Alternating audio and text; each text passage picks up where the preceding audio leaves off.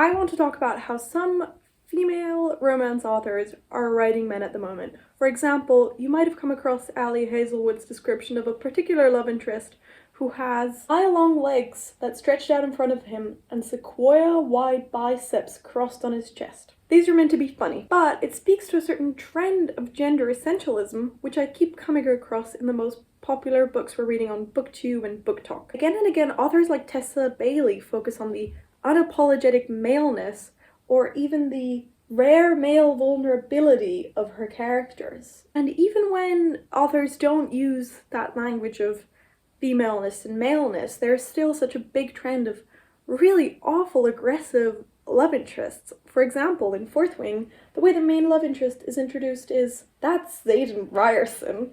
He's a third year, and he will kill you the second he finds out who you are. First of all, what is wrong with us? But more importantly, it is an oversimplification to say that suddenly all male love interests have become Andrew Tate-esque, cartoonish emblems of masculinity. That's obviously not true. But hypermasculinity jumps off the page of so many romance novels at the moment, and one particular author that obviously comes to mind here is Sarah J. Maas. With her, it's not all funny mile-long legs, it's Ryson's purely male gleam. His masculinity, as I'm sure I won't have to explain to you if you've read this series, is shoved down the reader's throat at every turn. On some level, Rysand, as well as Tamlin, does fit Andrew Tate's description of an ideal man. They're rich, desirable, aloof, well-dressed, sexually experienced, business-minded, and really good at hand-to-hand combat. I personally don't know anyone who would list those characteristics as their top 10 things to look for in a guy. So it makes me wonder if that is not actually what we want in real life. Why are we turning to fiction to find these crazy alpha male hyper-masculine guys? To answer this question, I am once again going to use Janice Radway's work on why we read romance, because she's great. I've used her before in my Twilight video. If you'd like to hear more about her, then you can go and watch that. Radway writes that despite internal variations within the romance genre, all popular romantic fiction originates in the failure of patriarchal culture to satisfy its female members. Consequently, the romance functions always as a utopian wish fulfillment fantasy through which women try to imagine themselves as they are often not in day-to-day existence. That is, happy and content. It's more complex than that, but I'm going to argue alongside Radway that when romance is reduced to its most basic function, it is a fantasy. It is wish fulfillment. That's why this video is divided into 4 parts. First, I'm going to cover Farah's dissatisfaction. Why do we need, some kind of wish to be fulfilled? The second part is Farah's solution, which is Tamlin and the taming of hypermasculinity. Then I move on to Rysand and why he is hyper masculine and why that is an even greater wish fulfillment than Tamlin could ever be. And finally, I'm going to go into the mating bond. I'm going to focus especially on the ACOTAR series, and I'm literally going to spoil everything up to and including A Court of Silver Flame, so you have to bounce right now if you haven't read it or don't want to be spoiled. To understand the wish fulfillment aspect of ACOTAR before we even get into all the hypermasculinity, we need to understand the central problem with which ACOTAR opens: Farah's dissatisfaction. What Farah lacks is being nurtured in the most basic ways. She is the primary caregiver of her family, and we meet her as she goes hunting in the forest in the middle of winter because we wouldn't last another week without food. Though she's not the eldest sibling, before dying, her mother has made her swear a vow to care for the rest of her family. And what's even worse is that Nesta, her eldest sister, actively interferes with this and just spent whatever money I didn't hide from her and rarely bothered to acknowledge my father's limping presence at all. I must say that I read the Radway book, or reread it, before I read ACOTAR, and it goes into all of these psychoanalytic ideas about how essentially partly what women are looking for in romance is to find their way back to the unconditional, all-encompassing care of their mother. And this was written in the 70s, I'm not like a Freud girly, so I just kind of was like, okay, cool, whatever, moving on. And then I actually read ACOTAR, and so much of it is about Farah being this pseudo-parent that it did make me wonder, maybe Radway's onto something here, but we'll put a pin in that and come back to it later. And for me, the idea where Farah being this pseudo-parent is super extreme is in this scene, when debt collectors arrive at their house. Nesta and Elaine had fled into the bedroom, barricading the door. I had stayed, begging and weeping through every scream of my father, every crunch of bone. I'd soiled myself and then vomited right on the stones before the heath. Only then did the men leave. We never saw them again. We can pinpoint exactly here Farah's transition from a child to a pseudo-parent. While Nesta and Elaine flee and barricade themselves in the room like little children, Farah stays. From this point onward, she is essentially an orphan. She lacks the care traditionally associated with a maternal figure, but here we can also see that her father stops being a sort of father figure as well. Not only because, he has lost all of their money, but also because in this scene he's being physically disfigured. And it's not me saying this, but what we come to realize the more and more we read of the series is that this means he is excluded from a really important hallmark of masculinity in this series, physical prowess. I really cannot emphasize enough just how much Sarah J. Maas hammers home at the beginning of this story how miserable Farah is. Everything is working towards just absolute horror and numbness and sadness. And one of the ways in which she emphasizes it again is through Farah's relationship with Isaac. We learned that they have stolen hours together in a decrepit barn, but those times were hungry and empty and sometimes cruel but never lovely. The relationship she has with him fulfills a basic biological desire, but it's far from love. It's numb, it's empty, it's defined only through absences. Farah doesn't even aspire to passion or tenderness. It feels like at the beginning of her story, those words aren't even in her vocabulary. Physically, emotionally, financially, Farah is destitute at the beginning of the story. And how are we going to fix this? With Tamlin, Mr. Toxic Masculinity himself. And from the second Tamlin is introduced, his masculinity is highlighted. We read, for example,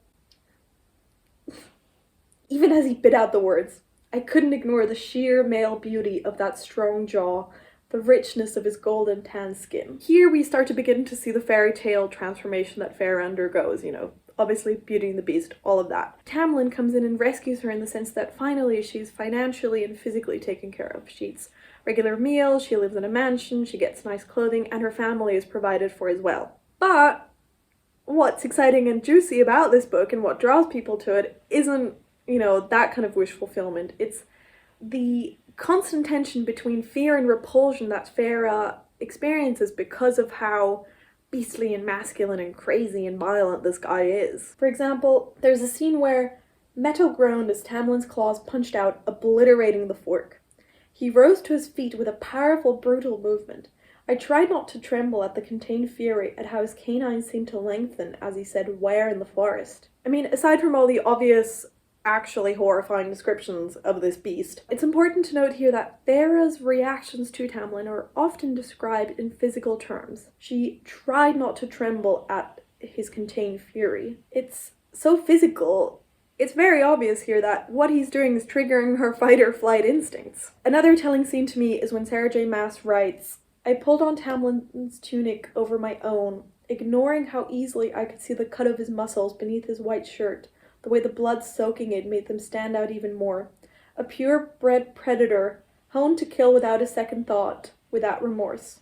The obligatory mention of Tamlin's abs is embedded with a casual reference to the blood, left over from whatever fight he's been in, and the fact that he's an animalistic, purebred predator. And what's so gratifying about the story is that Farah can tame this purebred, remorseless predator and find herself under his protection. She tames one of the most terrifying things that this series can conceive, a High Lord. All of the problems she faces at the beginning of the story are nullified just because she's under the care and protection of this beast of a man who can financially provide for her, but also mean that no physical harm will ever come to her again. Obviously, for the plot, other things happen. We're getting ahead of ourselves here though, and what we really need to focus on right now is the fact that it's gratifying to see Farah tame this hypermasculine man because it helps us deal with our own fears of masculinity.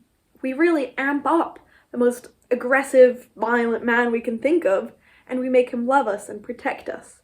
We kind of rationalize that fear of men and realize, oh, it was never that bad all along. Or even when men are cold or violent or angry, this is making us believe that nonetheless, they have a capacity to love and nurture us. Farah doesn't have to be afraid of Tamlin's power anymore and can simply revel in its sexiness because it's redirected to protect her, to serve her. By association, she takes on Tamlin's powers. What makes this so interesting is that Sarah J. Maas then pulls a complete switcheroo on all of us, and by book 2, all of a sudden, we all kind of start to be afraid of Tamlin again because it is a toxic relationship. In A Court of Mist and Fury, we come across this passage. Rhys stared at me for a moment longer, his face unreadable, before he strode to the door.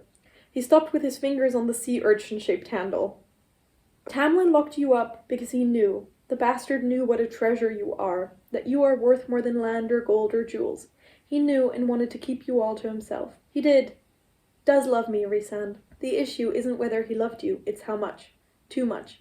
Love can be a poison. Just how possessive and controlling and angry Tamlin is suddenly isn't hot and sexy anymore. It's actually really horrifying. The fear of Tamlin returns in full force, and it's no longer being afraid of him in like a scary, mysterious Fey man way, but in a way that is familiar, sadly, to a lot of women in the real world. So Feyre's dissatisfaction returns to her in a different way by the time A Court of Mist and Fury begins. So what happens is that we restart the cycle of dissatisfaction and complete wish fulfillment again, but with Rhysand. The reason why this relationship dynamic that we've just been through with Tamlin is then repeated with Rhysand is because at its core, romance is very repetitive. Radway writes that by immersing themselves in the romantic fantasy, women vicariously fulfill their needs for nurturance by identifying with a heroine whose principal accomplishment, if it can even be called that, is her success at drawing the hero's attention to herself,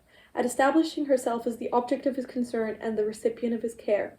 Because the reader experiences that care vicariously, her need is assuaged only as long as she can displace it onto a fictional character. When that character's story is completed, when the book must be closed, the reader is forced to return to herself and to her real situation. Although she may feel temporarily revived, she has done nothing to alter her relations with others. More often than not, those relations remain unchanged, and in returning to them, a woman is again expected and willing to employ her emotional resources for the care of others. If she is then not herself reconstituted by another, romance reading may suggest itself again as a reasonable compensatory solution. Therefore, the romance's short-lived therapeutic value, which is made both possible and necessary by a culture that creates needs in women that it cannot fulfill, is finally the cause of its repetitive consumption. This is why, on average, romance readers read more books than the typical reader. We compulsively, obsessively consume repetitive romance after another. We look for the same tropes again and again, because what we are essentially looking for is to temporarily fill this little hole we have in our hearts, because we're not very satisfied with the culture we're living in at the moment. So that's why it works so well for ACOTAR to simply repeat the structure again of scary, hypermasculine man being tamed by love, which is what happens with Rhysand. And the reason why this second arc is even more gratifying is because Rhysand is the only way the series can think of to overshadow the threat of Tamlin. So in order to diffuse the fear of Tamlin, the series has to give us a man that is even more powerful and even more hyper-masculine to assuage our own fears of men and to assuage Feyre's fears as well. This brings us to the topic of Rhysand's hyper-masculinity. Because if you think Tamlin was an overpowered beast of a man, just wait until we meet Rhysand. Whatever. This is how Rhysand is introduced. The man's remarkable eyes seemed to glow, with enough of a deadly edge that I backed up a step. He says, because all the monsters have been let out of their cages tonight, no matter what court they belong to. So I may roam wherever I wish until the dawn. First of all, cringe.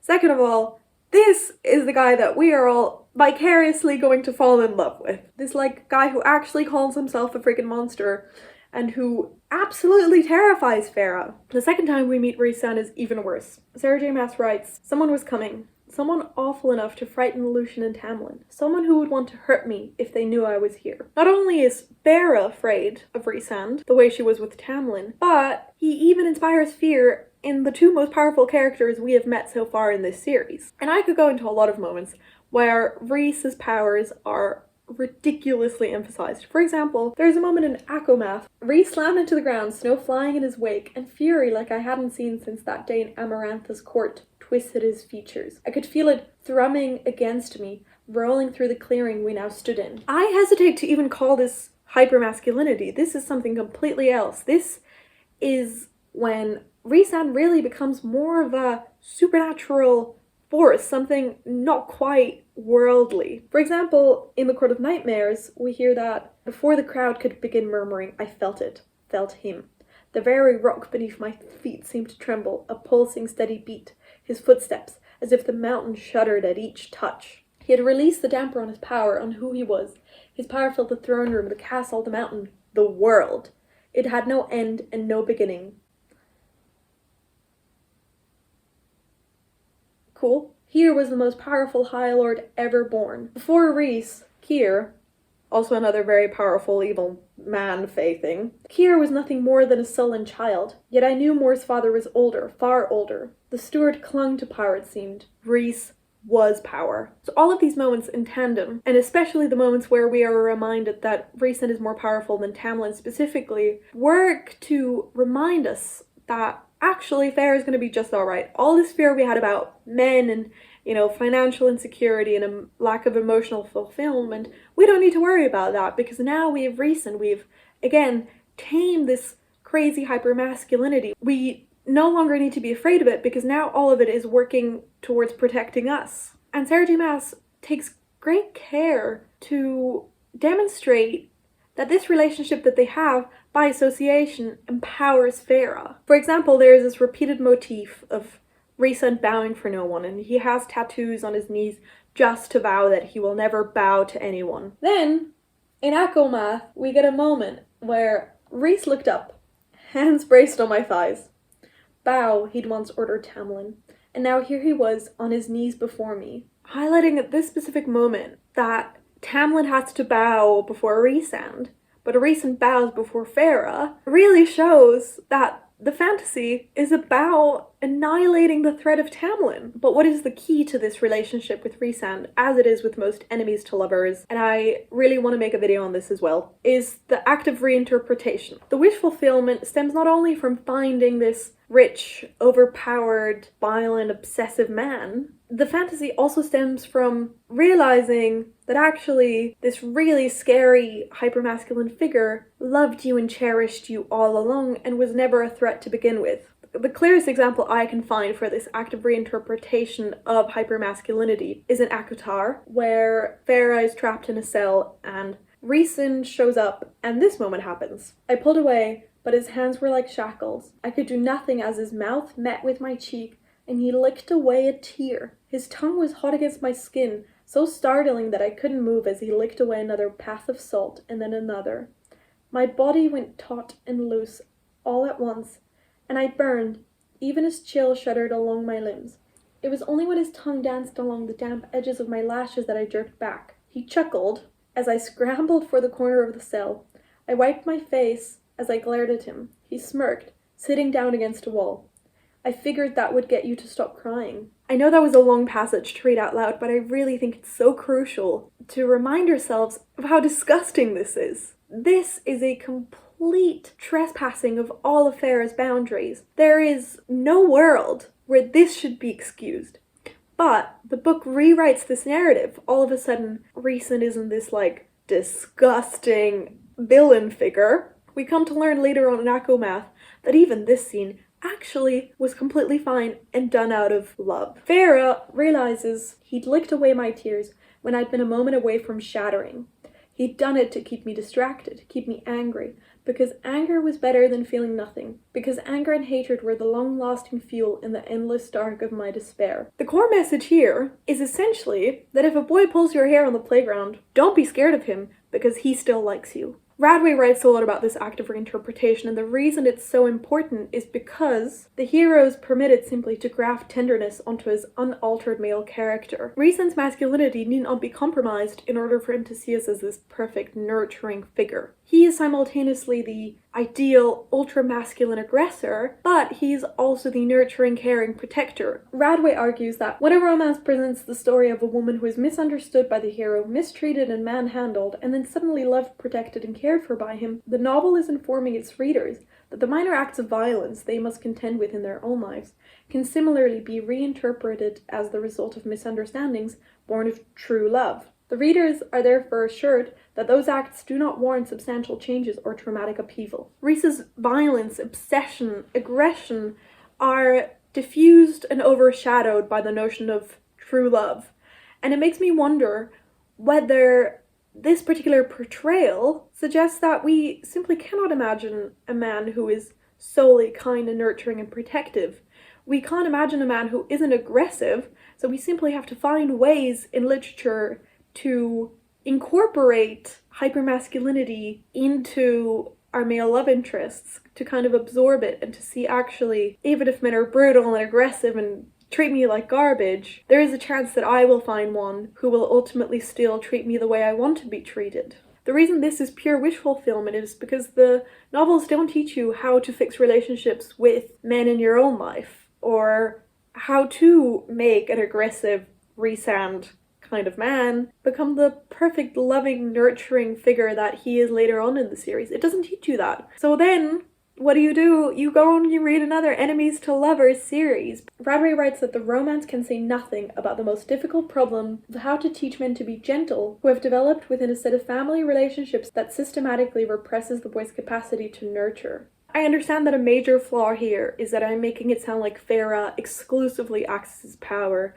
through this relationship with Rhysand, because at the same time, the novels are also really trying to sell you on the fact that she's also a girl boss. Of course, Sarah J. Maas also details her training and her recovering from trauma and all of those things. But where a majority of her elevated status comes from is through Rhysand. Cast your mind back to the start of ACOTAR, where Farah is endlessly laboring for people who do not really love her, and she has nothing in this world, honestly. Then, by the time we get to the end of Court of Mist and Fury, she gets everything she had with Tamlin and more: the financial stability, the emotional support, the nice house, the clothing. But on top of that, she gets political power because she's suddenly made High Lady, and most importantly, she has a family. Sarah J. Maas is a big fan of the found family trope, and she really emphasizes in this series that this pseudo-orphan is ultimately taken up by this perfect family. When Farah is reunited with Tamlin, Sarah J. Maas writes that his eyes are wide as they took in my fighting leathers, the Illyrian sword and knives, the way I stood within my group of friends, my family.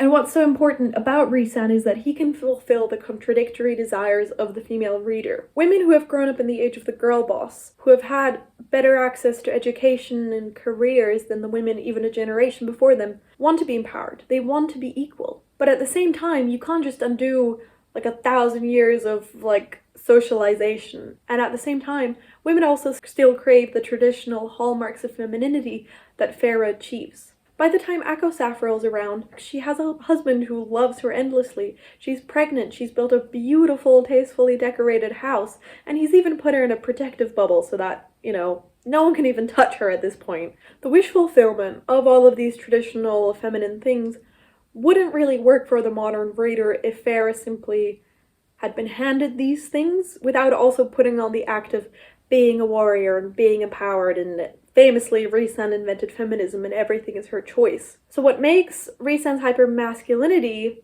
so appealing is that she not only gets to be under his complete protection because she wants to be, but because of the nature of the mating bond.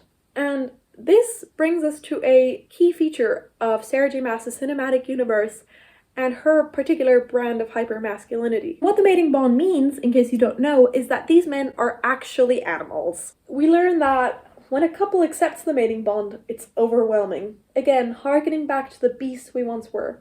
Probably something about ensuring the female wasn't pregnant. Some couples don't leave the house for a week. Males get so volatile that it can be dangerous for them to be in public. I've seen males of reason and education shatter a room because another male looked too long in their mate's direction, too soon after they'd been mated. This bestial quality of her men, as we saw in Tamlin, isn't just confined to the mating bond. I mean, if you've read it, I don't think I need to show you any examples of all the growling and the feline smiles and all of that. And the reason why I believe this is so gratifying to so many readers who love Sarah J. Maas is because female wish fulfillment becomes a biological fact. It is weirdly similar to alpha male rhetoric that tells us that women are just biologically predisposed to being in the kitchen and women are happiest when they're raising children. Farah is innately at her happiest and so is Rhysand when he completely dominates her and she's simply at the mercy of his will and protection. And I really want to take a second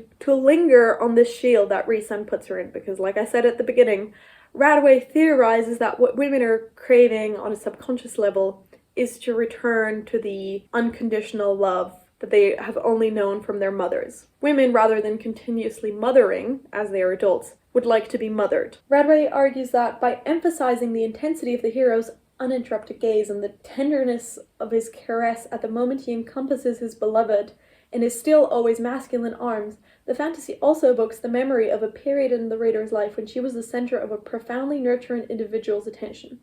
Because this imaginative emotional regression is often denied women in ordinary existence, because men have been prompted by the culture's asymmetrical conditioning to deny their own capacities for gentle nurturance, it becomes necessary to fulfill this never-ending need in other areas. And I didn't fully believe this at first, but what is so weird about ACOTAR especially is that it becomes very clear that Farah has essentially been completely infantilized. So here is where we learn about the shield. That level of protection is insane, Cassian says. Farah smoothed her thick cream sweater. So is Rhys.